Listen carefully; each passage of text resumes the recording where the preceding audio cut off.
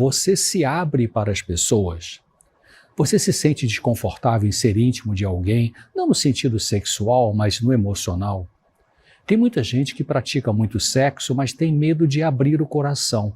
Por que esse medo? Será que você sofreu no seu passado infantil, na juventude, e carrega ainda as consequências daqueles sofrimentos até hoje? Será que as dores, as perdas do passado influenciam a maneira como você se relaciona consigo mesmo, com os outros, com Deus e com a vida? Será que traumas, amarguras, sofrimentos vividos ao longo de sua vida em sua família de origem contribuem hoje para alguma compulsão que você sente, algum vício, algum medo ou agressividade, fobia, pânico, depressão? Uma das necessidades básicas do ser humano, qualquer ser humano, é a afetividade. Abraham Maslow foi um psicólogo norte-americano que trabalhou no famoso MIT, Instituto de Tecnologia de Massachusetts, uma universidade particular de pesquisa localizada na cidade de Cambridge, no estado de Massachusetts, nos Estados Unidos. Ele desenvolveu a famosa pirâmide de necessidades básicas do ser humano. É verdade que há críticas quanto à teoria dele, mas Maslow definiu 5 necessidades principais do ser humano como sendo assim: primeiro, necessidades fisiológicas; segundo, necessidades de segurança; terceiro, necessidades sociais de amor e relacionamentos; quarto, necessidade de estima; e quinto, necessidade de realização pessoal. Vamos dar uma rápida olhada no significado de cada uma delas. Primeiro, dentre necessidades fisiológicas básicas, Maslow cita a fome, a sede, o sono, o sexo, a excreção, o abrigo. Particularmente, eu discordo dele sobre o sexo ser uma necessidade básica. O psicanalista e também psicólogo Rollo May afirma que a presença de ansiedade não é necessariamente relacionada com a repressão sexual, como Freud disse. Na clínica psicológica, no dia a dia do atendimento de pessoas que se envolvem regularmente em atividades sexuais, nós encontramos muitos que se queixam de ansiedade autoexagerada. O Dr. Rollo May explica que pessoas brilhantes podem ter abstinência sexual sem se tornar ansiosas. Isso está num livro muito bom dele chamado O Significado de Ansiedade, na página 141.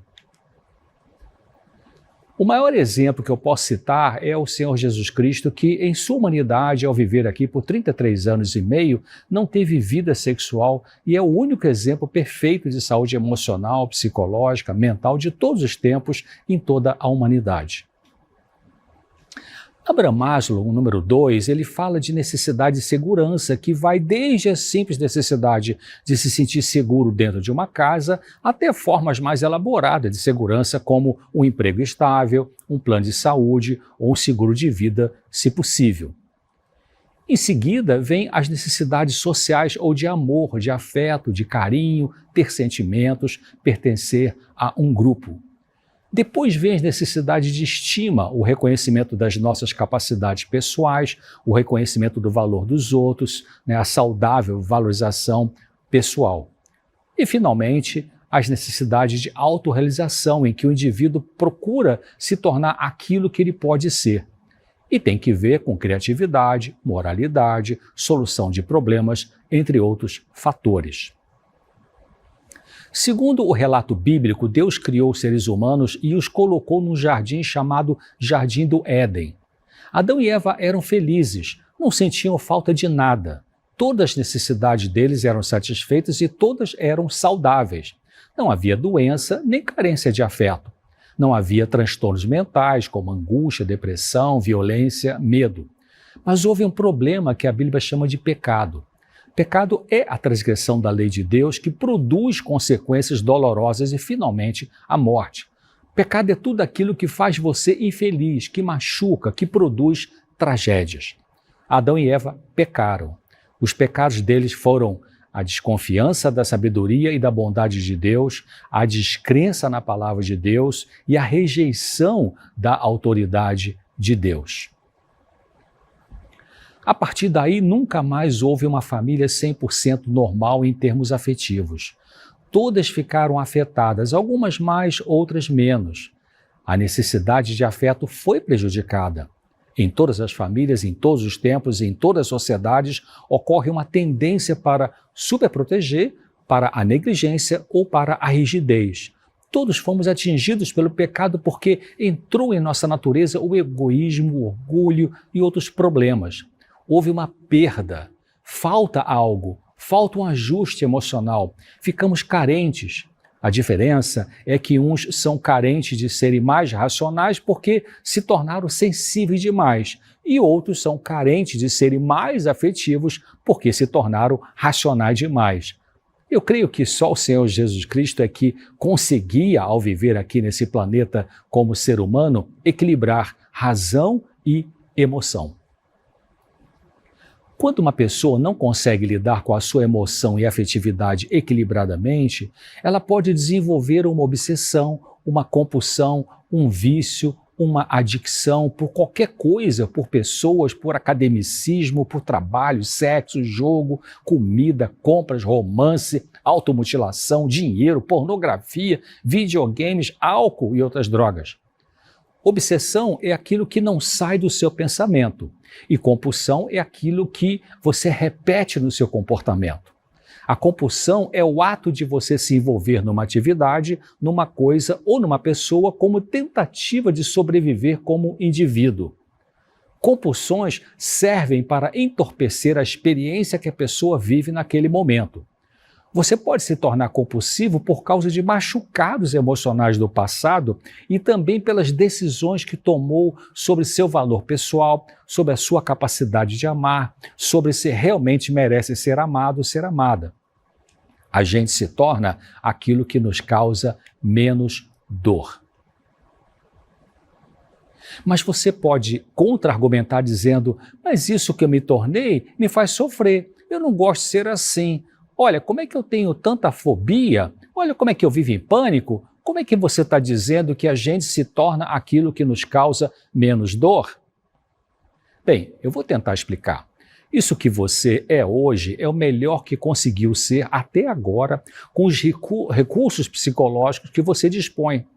Seus sintomas, seja fobia, pânico, depressão, dependência química, compulsão alimentar ou outros, são defesas que você está usando porque ainda não aprendeu a lidar com seus conflitos de uma maneira melhor. Deixe-me explicar melhor. Uma criança pode ter sido vítima de abuso verbal e afetivo ao longo da infância.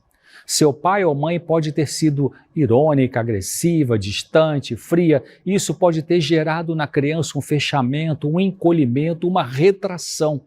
E ela pode ter crescido com uma característica de introversão, por exemplo, que a impede de se relacionar socialmente de forma agradável, preferindo estar sozinha e isolada. Mas esse isolamento também produz dor. O fato dela ter se tornado fechada socialmente foi o melhor que ela conseguiu.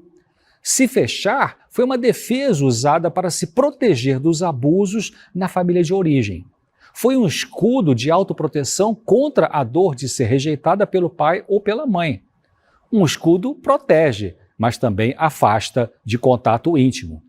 Então, nesse exemplo, esta pessoa se tornou o que ela se tornou porque, ao se fechar, sente menos dor. A compulsão pode ser, então, uma manifestação de sofrimento e, ao mesmo tempo, uma proteção por causa de traumas, de feridas difíceis para aquela pessoa. Pode ser uma manifestação de sofrimento porque a compulsão é um distúrbio, é sinal de que algo na vida mental da pessoa está mal.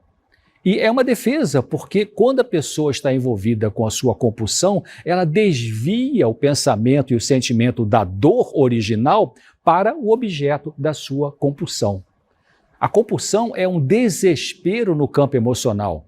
Ela serve para nos proteger da dor associada ao amor. No livro chamado Carência Afetiva e Alimentação, uma questão delicada, a autora diz assim: a compulsão é uma complicação menor para se lidar e evitar a dor da complicação maior. Para uma pessoa com sofrimentos como depressão, fobia, pânico, ansiedade excessiva, entre outros, não ficar dependente de medicação e poder realmente melhorar, ela vai precisar examinar as decisões que tomou no seu passado relacionadas com a noção de valor pessoal e decifrar o que cultivou em sua mente sobre o desejo de ser amada. Se saiu da infância sem certeza de ter sido amada, sem ter sentido que foi amada pelos cuidadores, será que isso produziu nela um pensamento, uma crença sobre si mesma como não tendo valor? É comum uma criança, ao viver num ambiente com frieza afetiva, cultivar inconscientemente pensamentos de que ela não tem importância. Por que as crianças podem desenvolver esse tipo de pensamento e sentimento de desvalor? Por quê? Porque, naturalmente, para elas, os pais sempre estão certos. E quando um pai e mãe perdem o controle e agridem o filho, a filha, com palavras duras e com atitudes estúpidas, a criança ainda tenta proteger na mente dela a ideia de que aquele pai e aquela mãe estão certos e que ela é que está errada. Uma criança pequena de 4, 5 aninhos de idade não consegue pensar assim: ah, papai e mamãe gritam comigo quando estão nervosos, eles perdem a paciência comigo e me dão tapas, não porque eles estão errados, mas porque eu não sou uma boa pessoa. Seria muito angustiante para uma criança pequena ter que admitir que seu pai, a sua mãe, erra. Seria muito assustador pensar que eles são imperfeitos. A criança precisa ver no pai e na mãe seus heróis. Só quando chegar na vida adulta é que poderá, com dor, desidealizar seus pais e admitir que eles não eram perfeitos como achava que eram. Então, é importante para a pessoa sofrendo emocionalmente começar a examinar as decisões que tomou no seu passado e que tem que ver com a noção de valor pessoal hoje e o que cultivou na sua mente sobre o desejo de ser amada. Você tem cultivado um desejo, tem idealizado, de ser amada, ser amado? Você está presa na idealização, na fantasia de um amor perfeito, de modo que perde o que há de bom no relacionamento possível atual aí na sua família? Ainda não aceitou as perdas do passado? Tem fugido disso através de algum tipo de compulsão? Se admite que sim, então pare e nos próximos dias analise a sua vida passada. Peça a luz a Deus para Ele iluminar a sua mente e ajudar você a entender, a trazer para o seu consciente tudo aquilo que Ele, Deus, sabe que você precisa compreender para ser liberta da sua dor emocional. Peça a Ele forças para aguentar os sentimentos dolorosos, originais, produzidos ao pensar nessas coisas. Foi Ele mesmo, Deus, que disse que, ao você conhecer a verdade o libertará. Então, olha esse conselho de uma pessoa sábia que diz assim: deveríamos estudar a experiência da vida passada, estudá-la assim como nós estudamos as provas de um artigo para encontrar os erros e anotá-los nas margens da página. Deveríamos fazer isso diariamente e anotar nossas faltas de modo que possamos evitá-las no futuro. Muito interessante esse texto, né?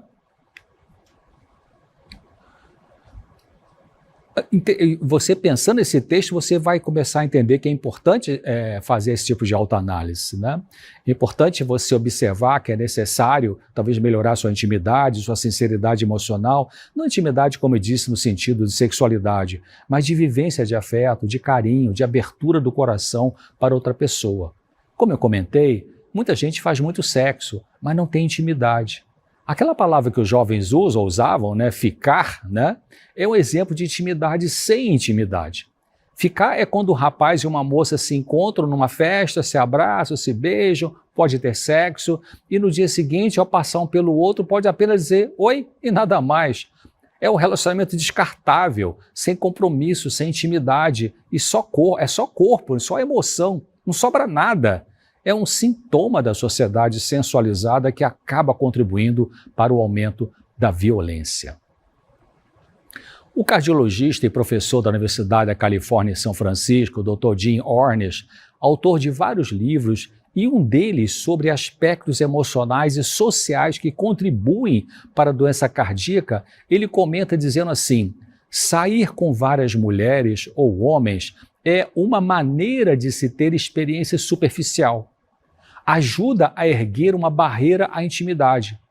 Tem gente que quando chega perto da outra torna-se vulnerável e isto a assusta e ela em seguida passa para outra pessoa. Uma pessoa assim pode ao mesmo tempo nunca estar sozinho e nunca ter intimidade com ninguém. Pode produzir durante algum tempo uma sensação boa, mas sempre deixa no fundo uma sensação maior de solidão e vazio. Você pode obter alívio da dor emocional assim, tendo uma pessoa atrás da outra. É como um calmante que você toma e depois tem que tomar outro. Ou como uma realização profissional que você obtém e logo vem o vazio e precisa de outra realização para não sentir dor. Está no livro Amor e Sobrevivência, desse doutor cardiologista, muito bom esse livro. Então, melhorar a intimidade afetiva é abrir mão da compulsão. Uma pessoa compulsiva não pratica a intimidade saudável. Ela pode ser até compulsiva por sexo ou por romance, mas a compulsão a domina e ela atrapalha dela ser íntima, né, como um todo. Veja o que essa autora diz. Quando nos tornamos íntimos de alguém, perdemos o controle. Perdemos o controle de por quanto tempo eles ficam ou vão embora, de como se sentem a nosso respeito, de como nos sentimos a respeito do que fazem ou dizem. Perdemos o controle do efeito de amá-los, né, que esse efeito produz em nossas vidas. Tornamos-nos vulneráveis à perda, à dor, à morte. Um bom livro esse também, Carência Afetiva e Alimentação, uma questão delicada. Então, tornar íntimo é abrir o coração para uma outra pessoa. Mas o que virá dela para você? Aceitação, rejeição, ironia, afeto, indiferença? Quando uma criança abre seu coração para o pai e para a mãe e recebe de volta uma palavra fria, dura, e se isso ocorre com frequência, ela se sente justamente magoada. Alguma coisa difícil para ela acontece. E ela pode sentir angústia, tristeza, medo diante de atitude ruim do pai ou da mãe. Um machucado emocional que se instala na criança pode ficar incurável, pode ficar uma ferida aberta por muitos anos, até por décadas. E essa criança irá tentar diminuir a dor da rejeição ou fingir que não foi nada. Ela vai se moldando em sua personalidade para se proteger da dor. E como eu expliquei, o tipo de pessoa que ela e que todos nós nos tornamos é o que nos causa menos dor. Em outras palavras, a gente se torna aquilo que nos causa menos dor. A criança que se sentiu rejeitada pode passar muitos anos da vida adulta tentando conseguir alguém que a ame da maneira como ela é, da maneira como ela precisa ter sido amada no passado infantil. Cobranças que marido e mulher fazem no casamento de um para o outro, em parte tem a ver com isso, com a criança interior de cada um que permanece sedenta de um afeto idealizado, perdido no passado. Quanto mais a perda do passado foi dolorosa para você, mais é provável que você vai ter medo de se abrir, de ter intimidade com alguém, porque você não sabe o que vai acontecer. Você irá receber um corte como recebia costumeiramente lá na infância, ou vai ser aceita e amada? Então, pessoas adultas podem ter o medo de abrir o coração para o outro indivíduo porque provavelmente as primeiras experiências íntimas que elas tiveram na vida podem ter sido assustadoras e não porque não possuem capacidade para amar. Não critique a si mesmo, não se deprecie achando que você não é capaz de amar. A capacidade existe, Deus te dá isso, mas o medo de doer de novo também pode existir em você. O Dr. Jim Ornish, ele diz assim, o segredo da sobrevivência é o amor. Quando nos sentimos amados e amamos, nosso sofrimento diminui. Nossas feridas mais profundas começam a cicatrizar, nosso coração começa a se sentir suficientemente mais seguro para ser vulnerável e se abrir um pouco mais. Daí você não vai precisar canalizar a humanidade e a afetividade para querer ser máquina nas relações de trabalho. Está nesse livro que eu comentei, Amor e Sobrevivência, muito importante esse livro. O Dr. Ornish, ele vai explicando nesse seu livro que a intimidade é libertadora e curativa, mas somente quando nos sentimos seguros. Abrir o coração é outro modo de dizer que estamos dispostos a baixar nossas defesas emocionais e permitir a nós mesmos uma vulnerabilidade emocional. Mas só conseguimos ser íntimos na medida em que podemos ser vulneráveis. E podemos ser vulneráveis e abrir nossos corações apenas na medida em que nos sentimos seguros, porque se nos fazemos vulneráveis, podemos ser magoados.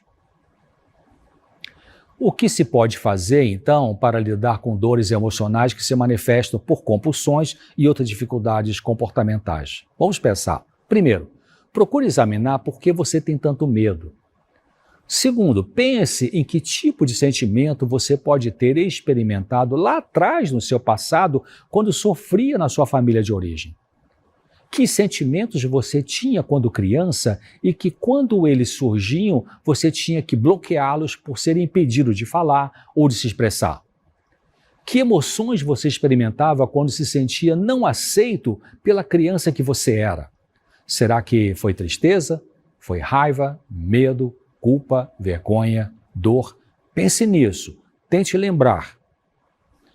Um terceiro passo, se você tem alguém com quem falar dessas coisas, com quem pode se abrir de maneira confiável e ética, talvez no atendimento com um profissional, isso poderá lhe ajudar, porque ao você expressar seus sentimentos, seus pensamentos, essa pessoa que vai te escutar, sendo boa conselheira, vai te valorizar, vai valorizar o que você diz, não vai te rejeitar, vai aceitar, não vai punir você por falar dessas coisas, ou seja, ela fará ao contrário do que talvez pode ter acontecido na sua infância, quando você não foi ouvido, não foi aceito, foi punido e rejeitado. Desta maneira, a cura da ferida pode ir ocorrendo. O quarto passo, pense também que você precisa abrir mão do desejo e das atitudes de controle dos outros, querendo com isso que eles façam o que você quer.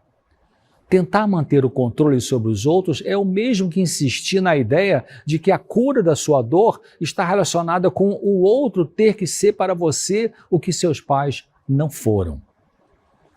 O quinto passo é passe agora a tomar conta da sua vida, da sua pessoa. Pense e aceite que seu bem-estar não está nas mãos de outras pessoas.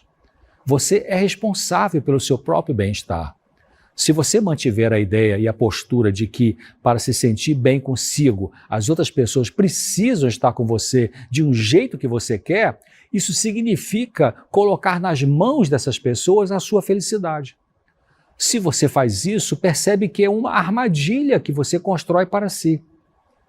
Um sexto passo, quando você vai percebendo tudo isso, quando pensa nessas coisas e vai entendendo que o que faltou de afeto, de carinho, de aceitação, de colo, no relacionamento com seus pais no passado, não pode ser recuperado no presente, você pode aceitar essa realidade, aceitar a perda, a falta e os vazios do passado. E isso liberta. Mais importante do que seus pais fizeram com você é o que você faz com o que eles fizeram. Eu vou repetir. Mais importante do que seus pais fizeram com você é o que você faz com o que eles fizeram. Quando paramos de viver reagindo ao que nos faltou no passado, podemos começar a viver a vida que Deus quer que vivamos no presente. Podemos viver reagindo de maneiras muito variadas, querendo tomar conta dos outros, viver seguidamente com pessoas complicadas que nos machucam, nos chamados relacionamentos tóxicos, Isso pode acontecer. A escritura Jean explica dizendo assim: a paz e o contentamento são sentimentos que necessitam ser praticados para serem aprendidos. Não são consequência do sucesso, do amor ou da magreza. São, entre outras coisas, consequência de se parar no presente e olhar à volta. Então, pare e olhe, pense, mas não fique mais fantasiando um amor ideal. E Jean complementa dizendo assim: precisamos atravessar o passado para viver o presente. Através, não além de. Através, não acima. Através, não fora de. Falando, sentindo, chorando, tendo raiva, rindo, sendo destemidamente honesto sobre o passado. Dessa forma, o presente se torna ele mesmo e nada mais. Então, saúde mental tem que ver com experimentar e expressar sentimentos de forma adequada, equilibrada, oportuna, necessária. Quando ocorrem problemas nesse sentido, especialmente na infância, podem surgir desequilíbrios na personalidade. A doutora Lee Wayland, que foi professora de psiquiatria na Faculdade de Medicina da Universidade de Harvard, ela escreveu dizendo assim: muitos, talvez a maioria, dos problemas da vida das pessoas poderiam ser resolvidos ou aceitos maduramente se não houvesse bloqueios à expressão normal, madura dos sentimentos repelidos. Cuide melhor de si mesmo, perdoe seus pais ou as pessoas do passado que machucaram você. Aceite que agora, além do Pai Celestial, Deus Criador, você é a primeira pessoa responsável a se tornar o seu bom pai, a sua boa mãe. Cuide bem de você, Deus está interessado em te ajudar nisso no dia a dia da sua vida.